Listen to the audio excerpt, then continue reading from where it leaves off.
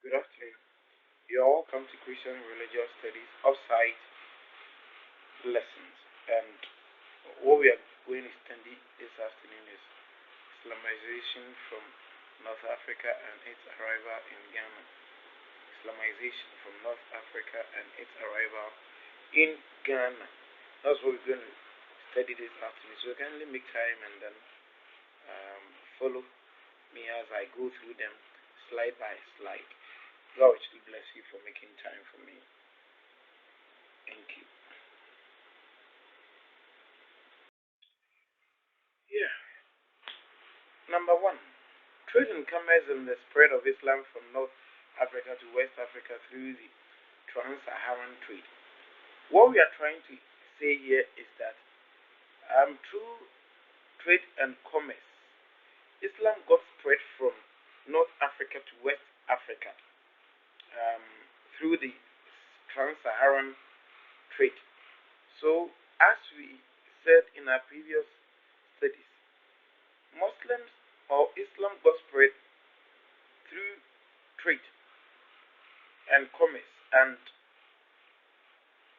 we can see that this is one of the major channels through which um, Muslims,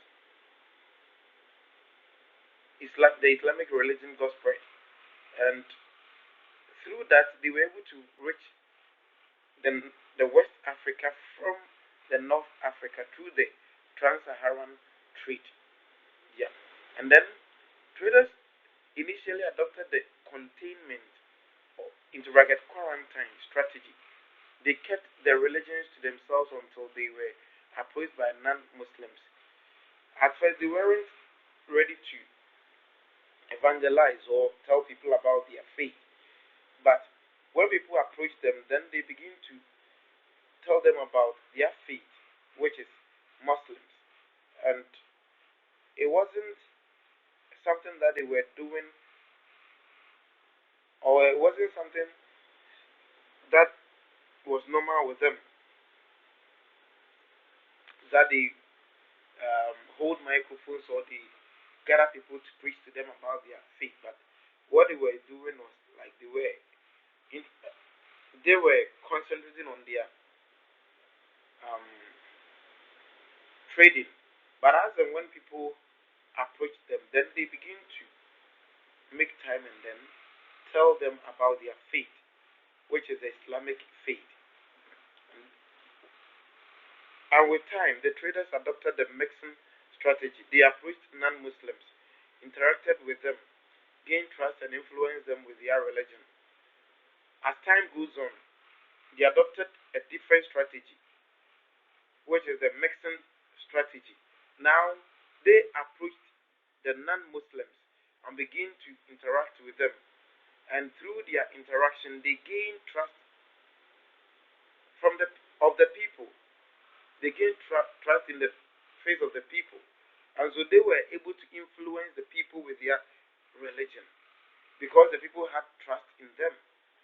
So as a result of trust, the Muslims were able to influence the people with their religion. And then see the reforms, which is jihad.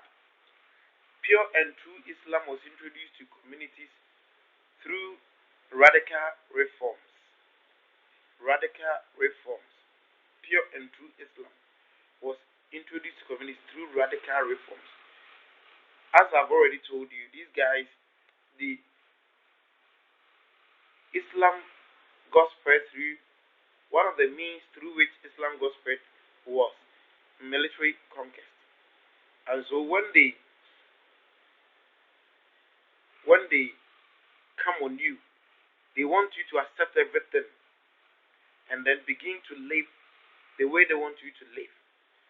So if you even if you are not ready to accept or welcome their religion, they will make sure that they impose their religion on you and make sure that Islam is well spread. That was their main motive. Okay. Number two, the development of ancient Ghana, Mali, and Songhai empires and the spread of Islam. Islam spread from North Africa through the Nubian desert to the following empires. I. Gao Empire in 985 CE. Ghana Empire between 6th and then the 13th century CE. I. Mali Empire between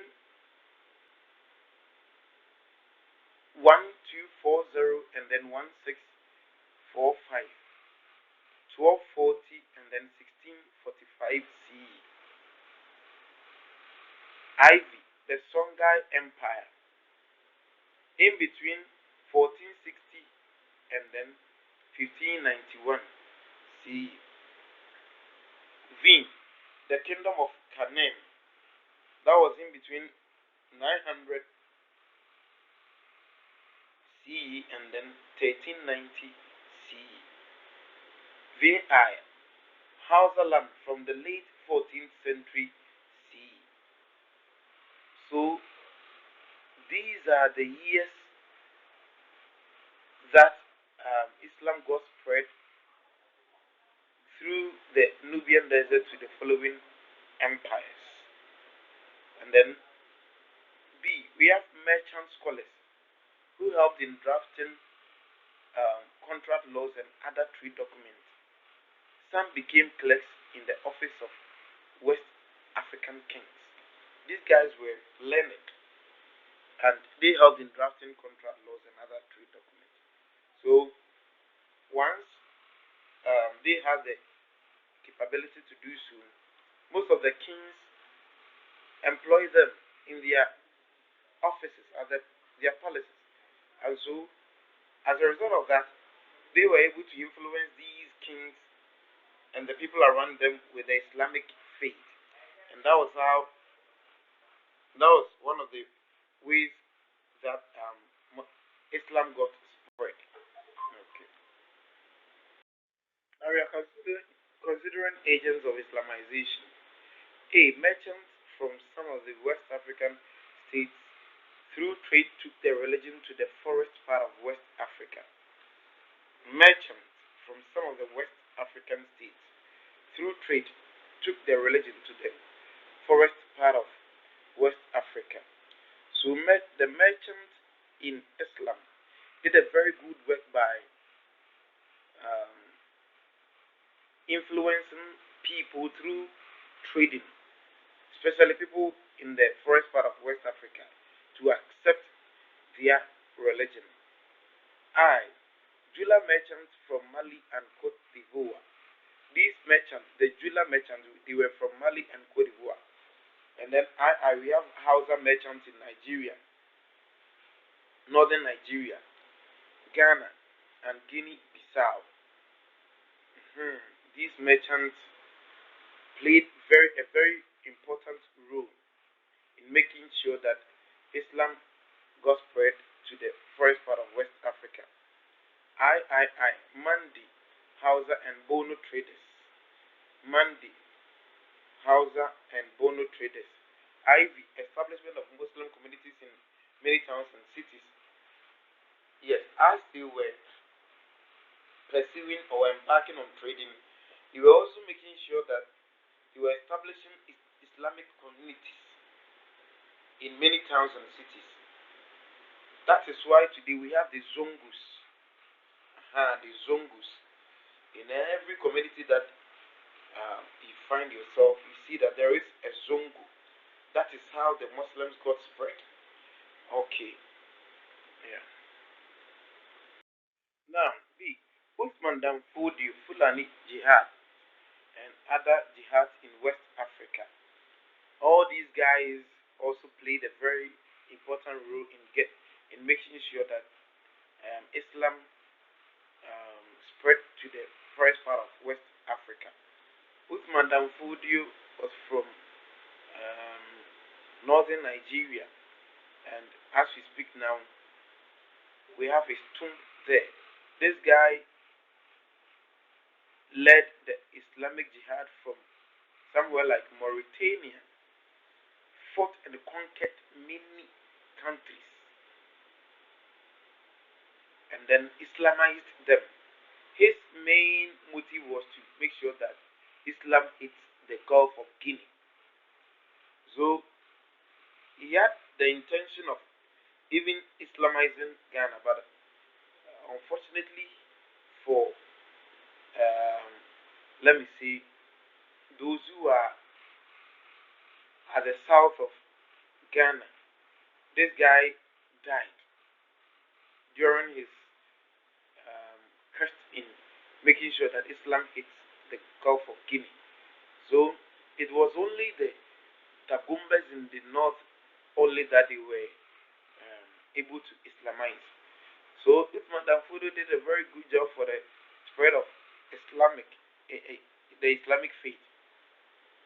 And then the Amravids, they also imposed the fundamentalist version of Islam in their reforms, the Amravids. And then Sahel traders brought Islam to Ghana. These Sahel traders, they were from um, the the desert areas in between the west and then the West Africa and then North Africa. These guys brought Islam to Ghana through trade. When we were selling cola nuts to them, they were bringing us something like um, spices, mirror, and the rest. Uh-huh. So through that, they were able to Islamize some part of Ghana. And then the recruitment of Hausa and people from the north into the British colonial army and spread of Islam in Ghana. The recruitment of Hausa and people from the north into the British colonial army. Through that, Islam got spread in Ghana because we had some people with Islamic background who were recruited by the British to join the army, and they influenced some people in the army with their faith. That is how Islam got spread in West Africa and then Ghana. Please answer these questions and send them to me on my WhatsApp number 0277415566. Number one, state four agents of Islamization in Ghana. Number two, explain the roles of four agents of Islamization in Ghana. Number three, with relevant examples, evaluate the contributions of four agents of Islamization in Ghana.